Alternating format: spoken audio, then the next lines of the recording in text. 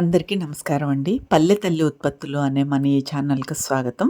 మన సంస్థలో పండు పచ్చిమిరపకాయ పచ్చడి తయారీ విధానం ఈ వీడియోలో చూద్దామండి. 1 కేజీ మిరపకాయలకి 100 గ్రాముల చింతపండు, 100 గ్రాముల బెల్లం, 100 గ్రాముల ఉప్పునండి. ఇవి 2 కేజీలన్నర పండు పచ్చిమిరపకాయలు కాబట్టి అన్ని పావు కేజీ తీసుకున్నాం.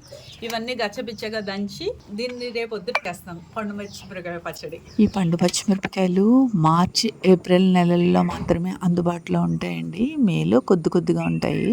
ఈ పండు పచ్చిమిరపకాయల్లో కూడా 2 రకాలు ఉంటాయండి. నోట్లో పెట్టుకుంటే సుర్రుమనే రకం ఉంటుంది, దాన్ని కొరుము పచ్చడి అంటారు. ఇవి కొంచెం కమ్మని మిరపకాయలేనండి, మన అల్లం పచ్చడిలా ఉంటుంది, పెద్ద ఘాటు ఉండవు ఇవి.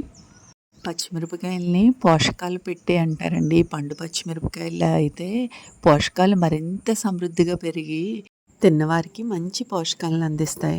నేనైతే కూరలో వేసిన పచ్చిమిరపకాయలు పొడుగ్గా వేస్తే తీసి పక్కకు పెట్టేస్తారండి, చిన్న ముక్కలుగా కట్ చేసి వేసేస్తానండి. అందరూ తినడానికి వీలుగా ఉంటుంది, మంచి ఫైబర్ ఉంటుంది, పోషకాలు ఉంటాయి అని. పండు పచ్చిమిరపకాయలు శుభ్రంగా కడిగి తొడుములు తీసేసి ఆ రోజు కన్నా మర్నాడు వేస్తే కాస్త మెత్తగా ఉంటాయండి దంచడానికి.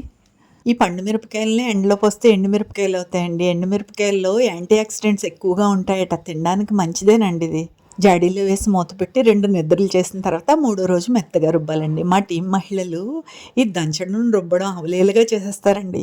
మా గ్రామంలో చదువుకునే పిల్లలు కూడా చదువు పని పూర్తయిన తర్వాత ఖాళీ సమయాల్లో మన సంస్థలో పని ద్వారా సమయాన్ని సంపదగా మార్చుకుంటారు. గింజలు కూడా మెత్తగా నలిగిపోయే వరకు రుబ్బి ఈ పేస్ట్ని సాయంత్రం వరకు ఎండలో పెట్టాలండి.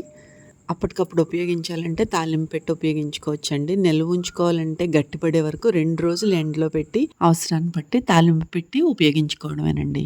కావాలనుకున్న వారు స్క్రీన్ పైన కనిపించే నెంబర్కి వాట్సాప్ ద్వారా మాత్రమే ఆర్డర్ చేసుకోండి. ఈ వీడియోని ఇప్పటి వరకు చూసినందుకు మీకు ధన్యవాదములు. తర్వాత వీడియోలో కలుద్దాం.